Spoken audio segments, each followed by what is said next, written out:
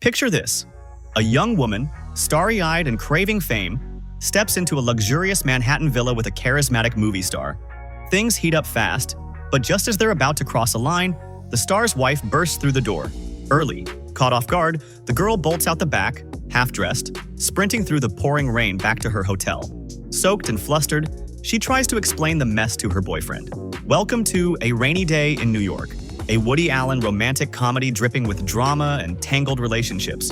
Meet Gatsby Wells, a sharp, wealthy New Yorker born into an artistic Manhattan family. He's the quintessential charming high society guy, but he's fed up with the fake, rigid world of the elite. His parents have big plans for him, shipping him off to a prestigious college to study math. Problem is, Gatsby couldn't care less about equations.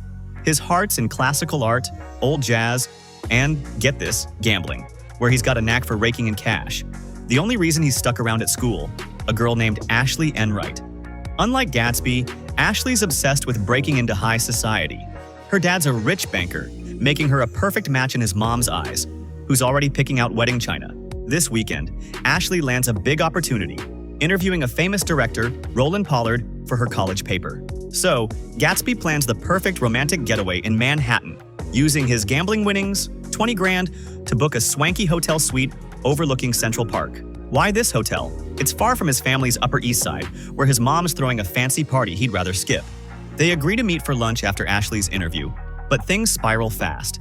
At the interview, Ashleigh's a bundle of nerves meeting a big-shot director. She introduces herself, gushing about her love for movies, only to find out the director's wife shares her name and even went to the same school. They bond over fashion, but the director seems more interested in venting about his work than doing the interview.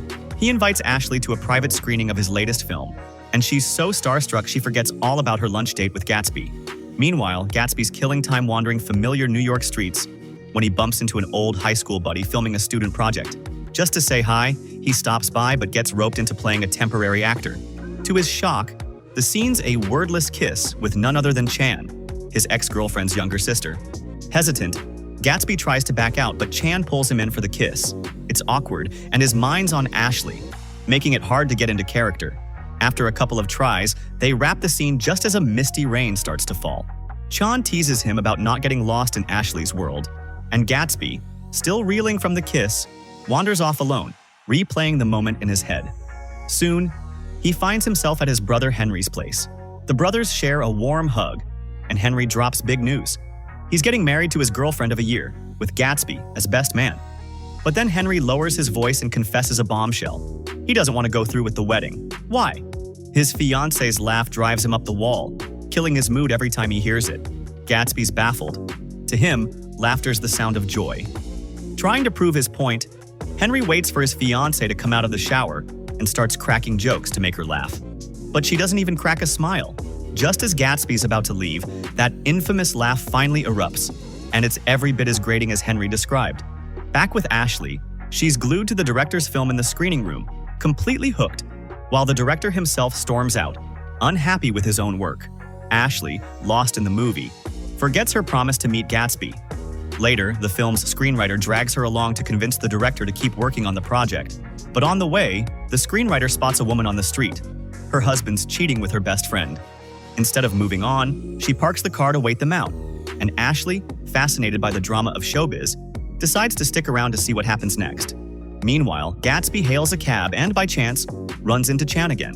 As they share the ride, he can't stop raving about how gorgeous Ashleigh is, but also gripes about her blowing off their weekend plans. Chan suggests Ashleigh might be caught up with the director, which stings Gatsby. He pulls out his phone to call her, desperate to reconnect. But Ashleigh, neck-deep in Hollywood chaos, brushes him off with a lame excuse about being busy and hangs up. Left in the rain-soaked streets, Gatsby feels lost and alone, wondering where it all went wrong. Feeling lost, Gatsby has nowhere to turn. But luck strikes when Chan, his ex's sister, invites him to an art exhibit. They hit it off and decide to go together. While Chan changes, Gatsby waits in her living room, idly playing the piano, pouring his longing and frustration about Ashleigh into the keys. Chan, overhearing the soulful melody, is captivated, seeing a side of Gatsby that's nothing like the quirky loner her sister described.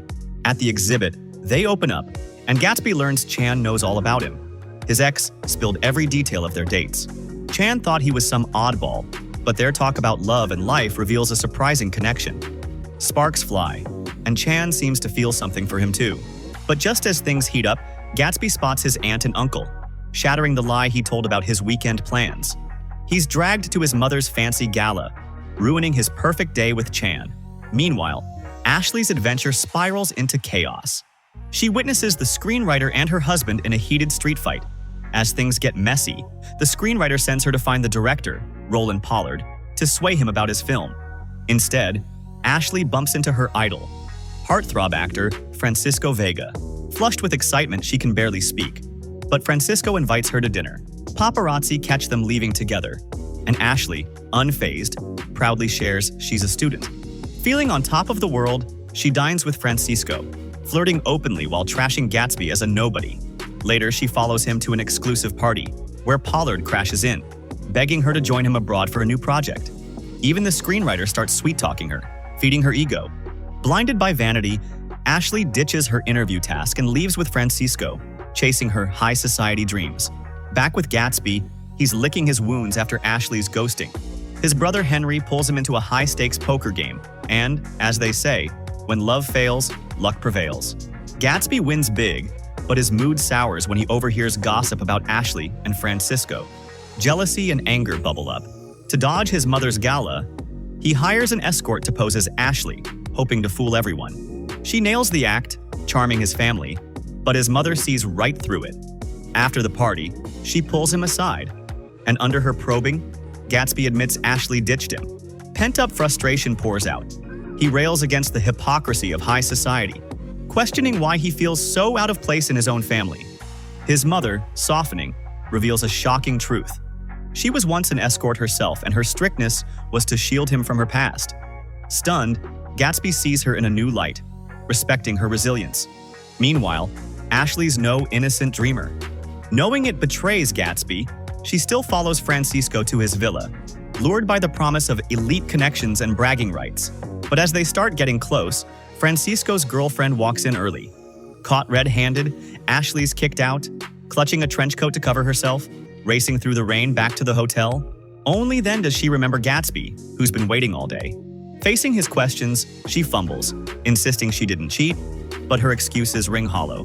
Gatsby, torn but trusting, wants to believe her. The next day, reality hits. Ashleigh brushes off her absence, pretending she's not chasing fame, but her cluelessness. Mixing up Kurosawa with European directors and mistaking song lyrics for Shakespeare shows how different they are. Riding a horse-drawn carriage back home, Gatsby realizes they're not meant to be. He ends it, choosing to stay in New York to find someone who truly gets him. After a winding journey, he ends up at Central Park's Delacorte music clock as rain begins to fall. Fate steps in. When he turns, there's Chan, walking toward him. Their eyes lock, a mutual pull drawing them closer.